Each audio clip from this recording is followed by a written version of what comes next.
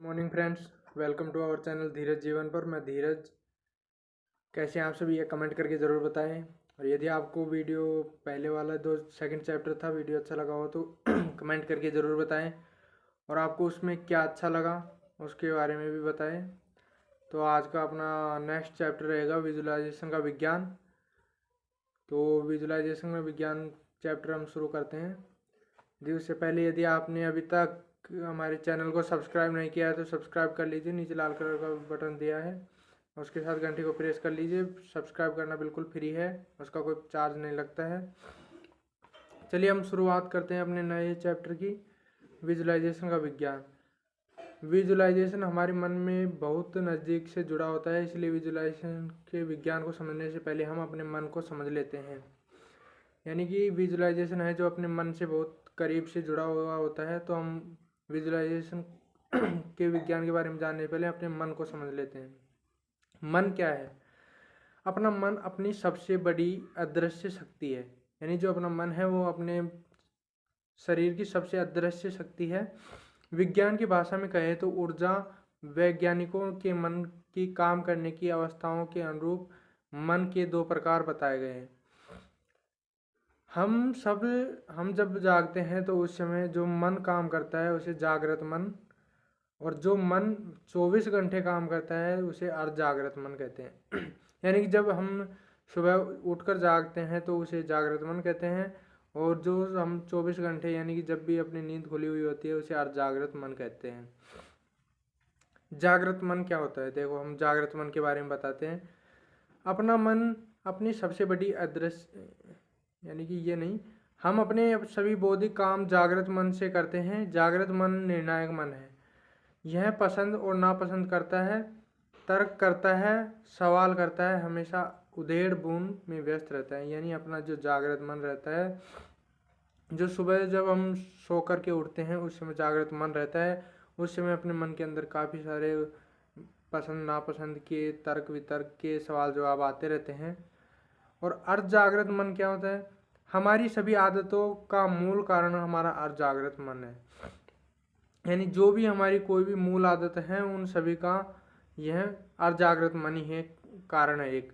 अर्ध जागृत मन को जो जानकारी या सूचना बार बार दी जाए उन्हें वह वास्तविक रूप में स्वीकार कर लेता है। यानी कि जो भी हमें अर्ध जागृत मन के अंदर जो भी जानकारी किसी व्यक्ति के माध्यम से बार बार मिलती है उसी को हमारा अर्ध जागृत मन स्वीकार करता है और उसी को वास्तविकता में ग्रहण कर लेता है।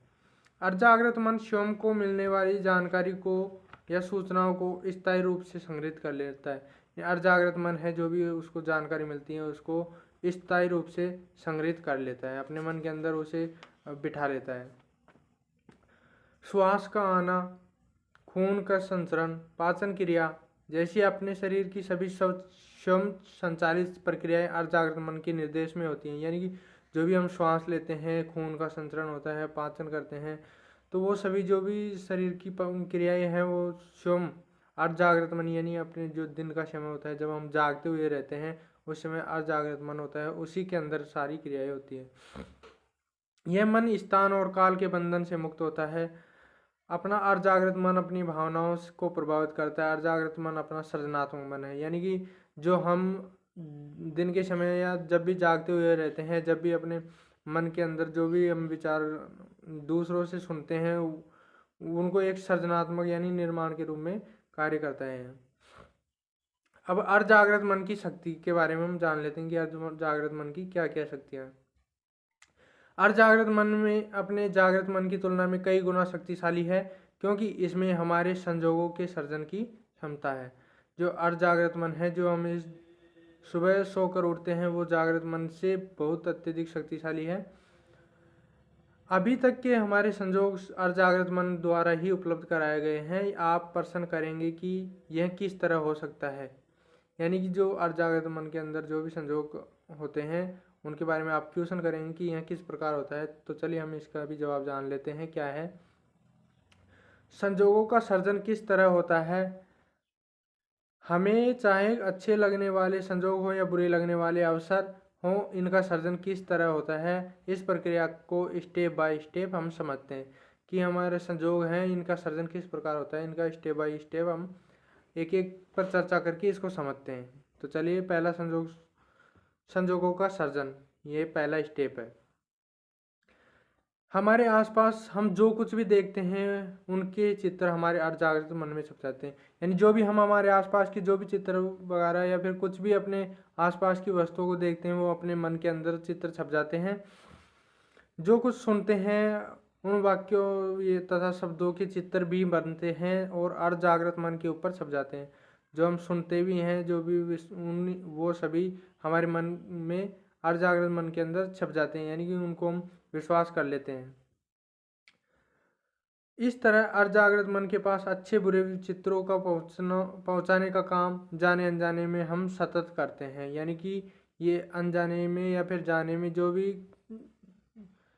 चित्र या प्रकृति में जो भी उपस्थित वस्तु के जो भी अनजाने में हम सुनते हैं वो सभी हमें अर्धजागृत मन तक सतत रूप से पहुंचाते रहते हैं। सेकंड स्टेप क्या है ये भी देख लेते हैं। अर्धजागृत मन चित्र के रूप में बार बार मिलने वाली सत्य असत्य जानकारियों को स्वीकार कर लेता है और उन्हें वास्तविक समझने लगता है। यानी जो अर्धजागृत मन है वह अपने को जो सत्य या असत्य कोई भी जानकारी मिलती है चित्र के माध्यम से या कोई भी सुनने के माध्यम से उनको हमारे वास्तविक रूप में समझने लग जाता है अर्धजागृत मन। तीसरा स्टेप क्या है? वास्तविक रूप से स्वीकार की गई यह सूचना अपना अर्धजागृत मन स्थायी रूप से संग्रह करके रखता है। जो भी हमें वास्तविक रूप से स्वीकार की गई कोई भी यह सूचना है उनको हमें अर्धजागृत मन स्थायी रूप से संग्रह करके रखता है। छोटी छोटी जानकारी को हमेशा के लिए संग्रहित रखता है। हम जब भी चाहे अपने मन में टटोल सकते हैं कि हमारे पास कब कौन सी जानकारी आई थी, चाहे अच्छी हो चाहे बुरी हो, सभी को संग्रह रखता है। चौथा स्टेप, अब वह अपने पास जानकारी या सूचनाओं को संग्रह जिस प्रकार का होता है हमें उसी तरह से प्रभावित करने लगता है। हमारे पास यदि अच्छी जानकारी है तो वो हमें अच्छे मार्गों पे ले जाती हैं, और जो यदि हमारे पास बुरी जानकारी है तो वो हमें बुरे मार्ग पर ले जाती हैं। सभी यह अर्धजागृत मन के माध्यम से होता है। ऐसे में हमारे पास संग्रह की गई जानकारी यदि अच्छी हुई तो वह अच्छे ढंग से प्रभावित करती है और खराब हुई तो बुरे ढंग से प्रभावित करती है। धीरे धीरे हमारे ऊपर उनका प्रभाव बढ़ने लगता है। यानी धीरे धीरे हमारे ऊपर उनका एक दबाव, ऐसा प्रभाव बन जाता है कि हम अच्छी आदत है तो अच्छी आदतों की तरह बन जाते हैं और बुरी आदत है तो बुरे ढंग के से हम प्रभावित हो जाते हैं। ये अपने विचारों को प्रभावित करने लगता है और ये अपनी भावनाओं को भी प्रभावित करने लगता है। ये हमारी शारीरिक क्रियाओं को प्रभावित करता है और अपने व्यवहार को प्रभावित करने लगता है। यानी कि ये हमारे विचार और भावना और शारीरिक क्रिया जो भी हम शरीर के माध्यम से जो भी कार्य करते हैं और अपने व्यवहार जो भी हम व्यवहार बना के रखते हैं सभी को यह प्रभावित करता है। अब इसमें पांचवा स्टेप क्या है ये भी जान लेते हैं। परिणाम स्वरूप अपने अर्धजागृत मन में जो भी चित्र संग्रहित हो जाते हैं उनके अनुसार हम विचार करने लगते हैं। ये विचार जैसे होते हैं वैसी ही वस्तुएं, वैसी ही घटनाएं, वैसे ही लोग हमारी जिंदगी की ओर आकर्षित हो जाते हैं। यानी जो भी हमारे विचार, जो भी हमारे अर्धजागृत मन के अंदर अच्छी या बुरी घटनाओं का घटित होती हैं, तो जैसे हम अच्छी बातें हैं जो अच्छे लोगों से हमें ग्रहण होती हैं तो हमारी तरफ अच्छे लोग आकर्षित होते हैं। और यदि जो हमारे बुरे लोगों यानी बुरी बातें आकर्षित होती हैं तो हमारे साथ बुरे लोग ही आकर्षित होते हैं। यह एक हमारी जिंदगी के अंदर आकर्षण के सिद्धांत के अनुसार काम करता है। आपके अर्धजागृत मन में संग्रहित चित्रों जैसी ही भावनाएं अपने मन में भी जागृत होने लगती हैं। ये भावनाएं जैसी होती हैं वैसी ही वस्तुएं, घटनाएं, वैसे ही व्यक्ति हमारी जिंदगी में आकर्षित होते हैं। यानी कि यह एक आकर्षण के सिद्धांत के अनुसार कार्य करता है। जैसे कि हम हमारे अंदर जो भी चित्र या बातें जो भी जिस तरह की मिलती हैं अपन को, उसी प्रकार से हमारी तरफ वैसे ही लोग आकर्षित होने लग जाते हैं। अपना शरीर भी मुझे अर्धजागृत मन के द्वारा ही किए गए चित्र संग्रह के अनुसार काम करने लगता है। यानी जो हमारा शरीर है वह भी जो अच्छी बुरी आदतें जिस प्रकार का हमें चित्र संग्रह की होता है उसी प्रकार से हमारा शरीर भी कार्य करने लग जाता है। हम वैसा ही व्यवहार करने लगते हैं, यानी कि हम उसी प्रकार से व्यवहार करने लग जाते हैं जैसे हमारे मन में संग्रहित चित्र होते हैं। यानी कि जिस प्रकार से हमारे मन में चित्र संग्रहित होते हैं उसी प्रकार से हम कार्य करने लग जाते हैं, जिससे सेहत अच्छी बनती है या बिगड़ती है। हम जैसा व्यवहार करते हैं वैसे ही परिणाम मिलते हैं, जिससे कि हमारी सेहत बिगड़ भी सकती है और सुधर भी सकती है। जिस प्रकार से हम कार्य करते हैं वैसा ही हमको उसका परिणाम भी मिल जाता है। जैसे हमारे अर्धजागृत मन के चित्र संग्रह होते हैं वैसा ही पसंद करते हैं, वैसे ही निर्णय करते हैं। और यह तो आप भी जानते होंगे कि हम जैसे निर्णय करते हैं वैसे ही हमारे परिणाम निकलते हैं। यानी ये तो आप सभी भी जानते हो कि जैसे हम कोई कार्य करते हैं उसी के उसी प्रकार के नतीजे निकल के आते हैं। इस तरह हमारे संयोग आकार लेते हैं। इन 5 स्टेप में संयोगों के आकार लेने और सर्जित होने की प्रक्रिया का हम एक उदाहरण से समझते हैं। हमें इसका एक उदाहरण लेकर चलते हैं। चलिए हम एक महेंद्र जी के संयोगों का सर्जन करते हैं। जो भी हमारे पास इस बुक के अंदर दिया हुआ है एक उदाहरण, उसी के माध्यम से हम समझने की कोशिश करते हैं कि यह किस प्रकार से हमारे जो भी मन के अंदर चित्र, अजागृत मन के अंदर चित्र संग्रहित होते हैं, उसी हिसाब से हम काम कैसे करते हैं।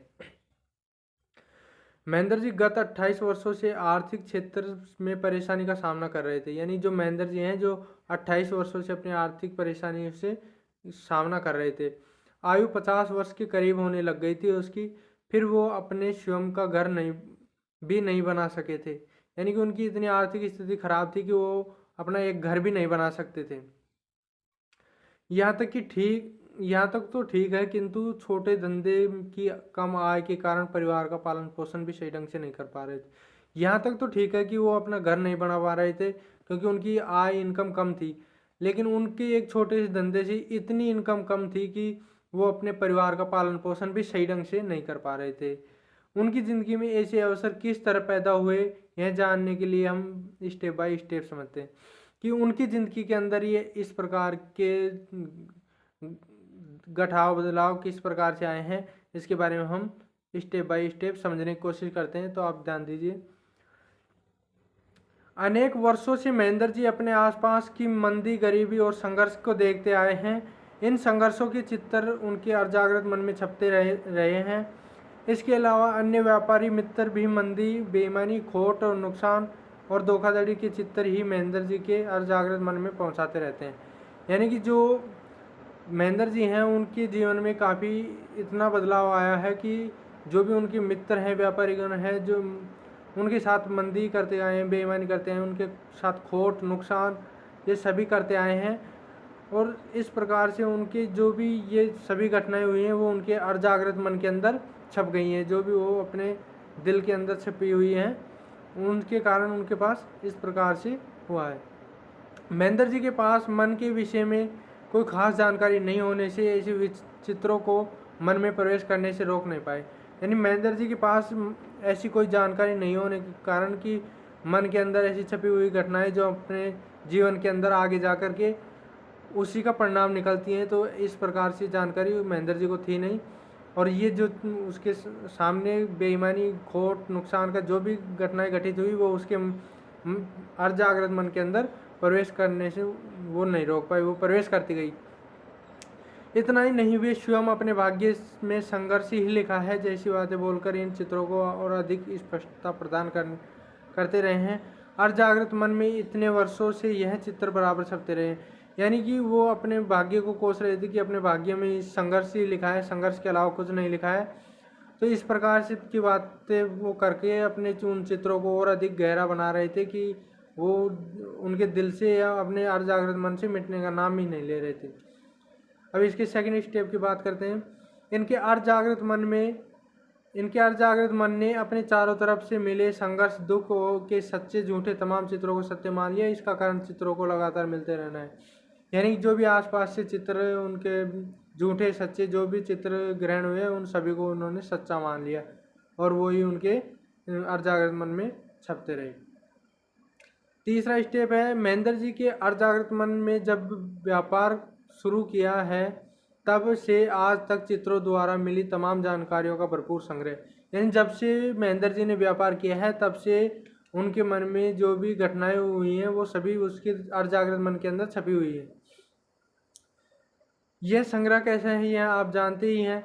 16 वर्ष पहले किसी व्यक्ति ने उनके साथ 175 रुपये की धोखाधड़ी की थी। उसका चित्र भी उनके अर्धजागृत मन में भी अभी तक भी वैसा के वैसा विद्वान है।